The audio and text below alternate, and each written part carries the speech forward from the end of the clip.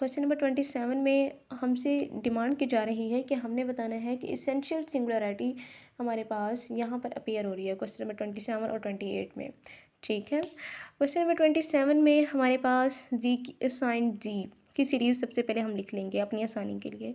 अब जहाँ जहाँ जी है, हमें क्वेश्चन में जी तो नहीं चाहिए, हमें 1/जी चाहिए, तो हम जहाँ जहाँ जी है वहाँ पर आप 1/जी रिप्लेस करते हैं।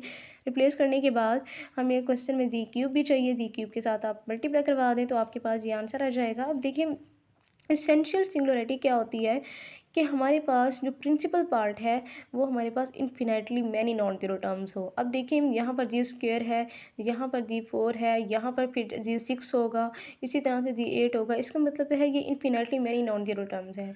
तो इसको हम कह सकते हैं कि ये principal part of this Laurent series contain infinite many non zero terms. So z is equal to zero is an essential singularity. ठीक है, प्रिंसिपल पार्ट मैंने आपको बताया है क्या होता है, जहाँ पर हमारे पास डिनोमिनेटर में जी स्क्वायर आ जाए, जी 4 आ जाए, जी 6 आ जाए, जी क्यूब आ जाए, जी 8 आ जाए, तो ये हमारे पास प्रिंसिपल पार्ट होता है। जो बाकी वैल्यूज़ होती हैं सिंपल वैल्यूज़ वो हमारे पास एनालिटिक पार्ट होती हैं। अब देखें यहाँ पर हमारे पास ये प्रिंसिपल पार्ट है जो कि infinitely many non zero terms है, जबकि एसेंशियल सिंगुलरिटी की डेफिनेशन हमें क्या कहती है कि इसमें हमने देखना है कि जी स्क्वायर हमारे प्रिंसिपल पार्ट हमारे पास infinity many non zero terms हो।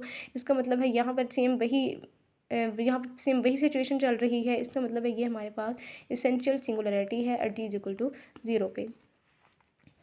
क्वेश्चन नंबर 28 भी सेम इसी तरह से ही है, लेकिन यहाँ पर आपने थोड़ी सी चेंज यही होगा, आपने फंक्शन चूज़ करना है। फंक्शन चूज़ करने के बाद cos g+2, यहाँ पर आपने जी की जगह पर -2 है, आप यहाँ पर इसको इस तरह से पुट कर दें तो cos 0 1 आ जाएगा। F dash of G put करेंगे, F double dash of G put करेंगे, F double dash of G निकालेंगे, F triple dash of G निकालेंगे, इसका fourth derivative, fifth derivative, six derivative निकालेंगे आप।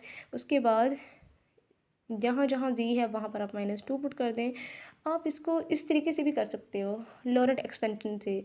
आप इसको इस टेलर मैक्लॉरिन एक्सपेंशन से भी कर सकते हैं, और आप इसको लॉरेंट एक्सपेंशन से भी कर सकते हैं। ये आपकी मर्ज़ी है कि दोनों तरीक़ों से सॉल्व हो जाएगा, लेकिन आंसर एक ही आएगा।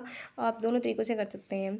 एफ ऑफ जी मैंने डायरेक्टली लिख दिया है, तो आप इसको स्टेप बाय स्टेप करें। मैंने प्रीवियस लेक्चर में बताया है, प्रीवियस क्वेश्चन में मैंने अभी बताया है कि टेलर सीरीज़ को कैसे एक्सपेंड करना है, मैक्लॉरिन एक्सपेंशन को कैसे एक्सपेंड करना है। तो आप इसको एक्सपेंड करके उसकी जगह पर उसकी वैल्यू पुट कर सकते हैं। अब देखें यहाँ पर भी हमारे पास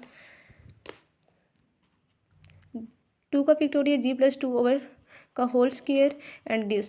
इसका मतलब है यहाँ पर हमारे पास स्क्वायर आ रहा है, यहाँ पर हमारे पास 4 आ रहा है, इसी तरह हमारे पास 6 आएगा, g+2 की होल पावर 6, g+2 की होल पावर 8। हमारे पास यहाँ पर भी principal part infinitely many non zero terms आ रहा है। इसका मतलब है ये भी हमारे पास एसेंशियल सिंगुलरिटी होगी at ji is equal to -2 पे। क्वेश्चन नंबर 29, ये भी बहुत आसान है, ये भी सेम उसी तरह से है। एफ ऑफ जी हमारे पास फंक्शन गिवन है g+1/g। सबसे पहले हम अपनी आसानी के लिए ये रेज़ टू पावर जी की वैल्यू लिख देंगे। देखिए इसकी सीरीज़ हमारे पास इस तरह से एक्सपेंड होगी, जहाँ जहाँ जी है वहाँ पर आप g+1/g को रिप्लेस कर दें। रिप्लेस करने के बाद आप देख सकते हैं ये हमारे पास प्रिंसिपल पार्ट है, जहाँ जहाँ जी आ रहा है इसका मतलब है आपके पास ये प्रिंसिपल पार्ट है जो कि infinitely many non zero terms है। इसका मतलब है ये हमारे पास एसेंशियल सिंगुलरिटी है। अब देखिए नॉन आइसोलेटेड सिंगुलरिटी क्या होती है।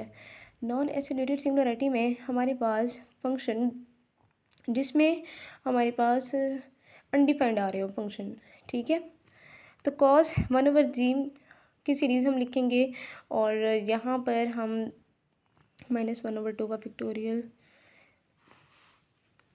जहाँ जहाँ जी है आप उसको 1/g से रिप्लेस कर दें। साइन जी की सीरीज़ लिखेंगे, tan 1/g को आप इस तरह से लिख सकते हैं, sin 1/g over cos 1/g। इसी तरह से आप इसको सॉल्व कर लेंगे। cos 1/g is equal to 0, cos को उधर लेके जाएँ तो ये cos इनवर्ट 0 हो जाएगा। cos इनवर्ट 0 π/2 होता है, इसको आप 2n+1 π/2 से लिख सकते हैं। अब देखें ये इस तरह से आ जाएगा।